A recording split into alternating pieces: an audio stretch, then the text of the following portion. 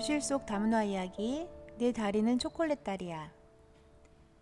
28쪽입니다. 페버와 임마누엘 친구가 되다. 페버 이야기. 페버는 아침에 학교에 늦게 온다. 학교에 올 때는 분명히 정문 근처에서 보고 인사하는데 교실에는 들어오지 않는다. 1교시 시작할 때 교실에 안 보여가지고 창밖을 내다보면 운동장에서 축구를 할 때가 많다. 처음에는 마냥 기다리기만 했는데 페버가 수업에 늦게 들어오는 일이 많아지면서 아이들을 보내서 불렀다. 그래도 페버가 안 오면 창가에 서서 운동장 쪽으로 소리를 질렀다. 페버 얼른 들어와!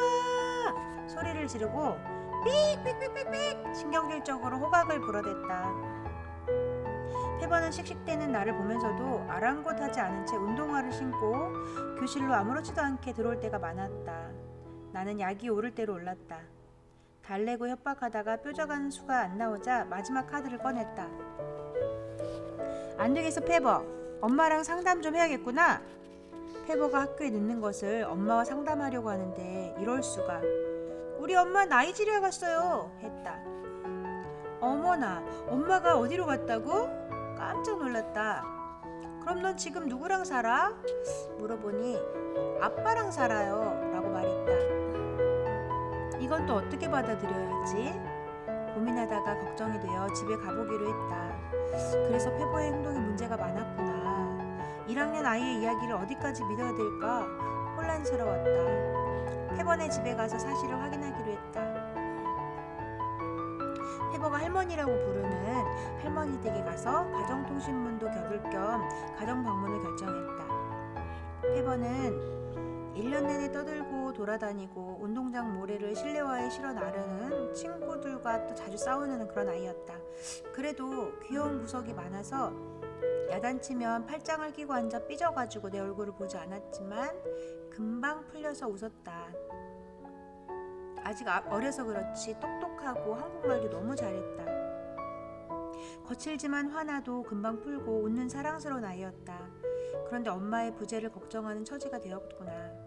엄마가 나이지리아에서 페버에게 다시 돌아오실지 아니면 이 아이를 버리고 가신 건지 너무 걱정됐다. 우리 페버 어떡하지?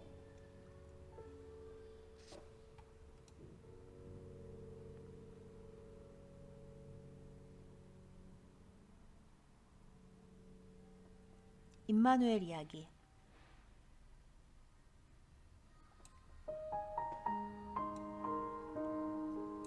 페버와 임마누엘은 나이지리아 친구들이다.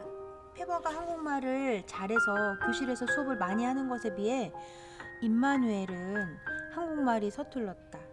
한국에 온 지 6개월밖에 안 됐기 때문이다. 임마누엘이 입학식을 하자마자 다문화 특별학급에 보내져서 대부분 시간을 거기에서 보냈다. 입학 후에 며칠이 지났는데 임마누엘이 다문화 특별학급을 꿈돌의 반이라고 하는데 꿈돌의 반 선생님 손에 끌려서 교실로 내려왔다. 임마누엘은 선생님 손을 잡고 금세 울음이 터질 것 같은 표정으로 서 있었다. 빙 둘러앉은 아이들에게 책을 읽어주다가 임마누엘 손을 잡고 앉아있으라고 했다. 짧은 영어로 이리 와서 책 같이 읽자 괜찮아 라고 말하며 내 무릎에 앉혔다. 아이에게 교실이 안전하고 좋은 곳이라는 느낌을 주고 싶어서 페버가 임마누엘을 도와줄 수 있도록 짝으로 앉혔다. 그리고 내가 한국말로 설명하면 페버가 임마누엘에게 영어로 설명해 주도록 했다. 내가 왜 그랬을까? 이건 순전히 아이들은 처음부터 끝까지 사랑해야 한다고 하신 우리 대학교 교육학 교수님 때문이다. 처음에 한 이틀은 사랑스러웠다. 사랑스러운 척 했을 것이다. 아이들에게도 나름 선생님에 대한 상도가 있었으니까 말이다.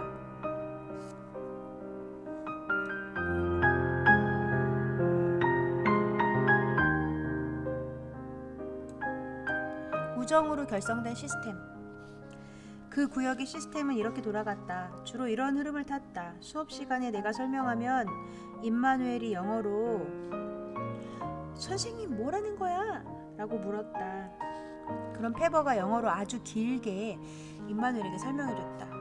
그럼 내가 시끄러우니까 페버 조용히 해 라고 말하고 페버는 임마누엘도 그랬어요 하고 이른다. 약이 오른 페버는 임마누엘을 놀렸다. 임마누엘은 처음엔 안 그랬지만 점점 더 페버에게 약을 올렸다. 페버는 더 볼륨을 높이면서 더 고급 기술로 임마누엘을 놀렸다. 이길 수 없었던 임마누엘은 억울하고 화가 나서 닭똥 같은 눈물을 흘리면서 선생님 하고 쳐다봤다. 마치 엄마 제가 날 놀려요 하는 것처럼 눈물로 호소하면서 영어와 한국말을 버무려서 징징거렸다. 아마 한국말 중 친구 놀리는 방법을 쏙쏙 습득할 수 있었던 일련의 과정들이었을 것이다. 임마누엘에게 장난꾸러기 페버가 한국 학교 생활의 멘토가 되었다. 한 명의 장난꾸러기가 또 다른 장난꾸러기 제자를 낳은 것이다. 임마누엘, 부드러운 영혼인 줄만 알았더니 완전히 속았다. 난 항상 아이들에게 잘 속는다. 특히 학기 초에 아이들이 나를 간보느라 조용히 하는 중인데 얌전한 아이들인 줄로 착각한다. 2, 3일 지내고 괜찮은 아이들이구나를 연발한다. 그리고 아이들에게 계속 재미있고 행복한 시간을 주기 위해서 애썼다. 물론 1학기가 끝나갈 때는 아이들만 행복하게 웃고 나는 힘들다. 나는 20년이 지나도록 아이들에게 속고 있다. 임마누엘은 감성 부자, 흥 부자이다. 임마누엘 그 이름만으로도 너무 좋아했다. 임마누엘에게 한국어 가사가 어렵고 이해하기 힘드니까 우리 반 친구들과 노래를 부르는 시간에는 임마누엘은 너는 춤을 춰 라고 했다. 그때 그러지 말았어야 했다. 페버와 임마누엘은 노래할 때마다 나와서 춤을 추고 랩을 했다.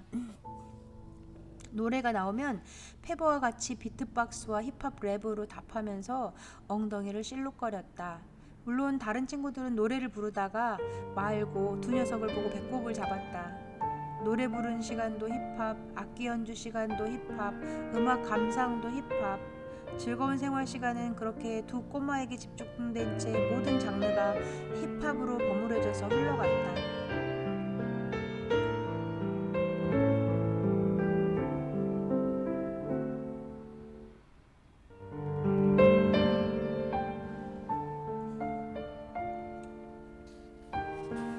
임마누엘 학교 가자. 임마누엘은 비교적 멀리서 학교에 걸어왔기 때문에 등굣길에 만남을 잘 태워줬다. 첫 만남 때는 꿈틀의 선생님 손에 끌려온 눈물 많은 아이라는 편견이 있었다. 순수해 보이는 얼굴에 속아서 도움이 필요한 아이라고 혼자 한동안 생각했다. 임마누엘 집에서 학교까지 통학거리가 멀어서 1학년 아이들에게는 힘들 거야 라고 생각했다. 그래서 출근길에 차를 몰고 가다가 임마누엘이 선생님 하고 외치면 나는 택시 하는 부름에 응답하듯이 13년 된 똥차를 임마누엘 옆에 댔다. 물론 페버도 오다가 만나면 태웠다. 임마누엘 어서 타! 늦게 터덜터덜 지친 상태로 교실에 들어와서 수업에 참여하는 것보다는 이렇게 거두어져 가는 것이 그날 수업 진행에 좋기 때문에 그렇게 했다. 지각생 한 명 건지는 셈 치고 학교 가는 길에 보이면 태웠다. 물론 학교 쪽 도로는 차량이 많지 않아 안전한 편이었지만 나를 보고 위험하게 뛰어서 건너지 못하도록 임마누엘 천천히 건너와 소리를 지를 때도 많았다. 차를 태우면 임마누엘은 완전 좋아요를 꼭 말해줬다. 10년 넘은 오래된 차를 좋아해주니까 좋았다. 그러고 보니 이 아이들은 가족이 차를 소유하기가 힘들었구나. 임마누엘은 교문을 지날 때는 일부러 걸어가는 다른 반 나이지리아 친구들을 부르면서 자랑했다. 빅토 메롱! 임마누엘의 자랑질에 나도 같이 웃으면서 오다가 교문 앞을 지키시는 교장선생님께 큰 소리로 인사드렸다. 속으로 나를 좀 봐주세요 교장선생님, 내가 아이들 태우고 오느라 늦었다는 걸 보여주고 싶어요. 이렇게 말하면서 지각을 스스로 합리화하고 싶어 했다. 나도 지각 모면하기 용으로 임마누엘을 이용하고 임마누엘도 친구들에게 자랑하기 위해 나를 이용하고 우린 이렇게 서로 이용하는 관계였다. 그 선생의 그 제자다.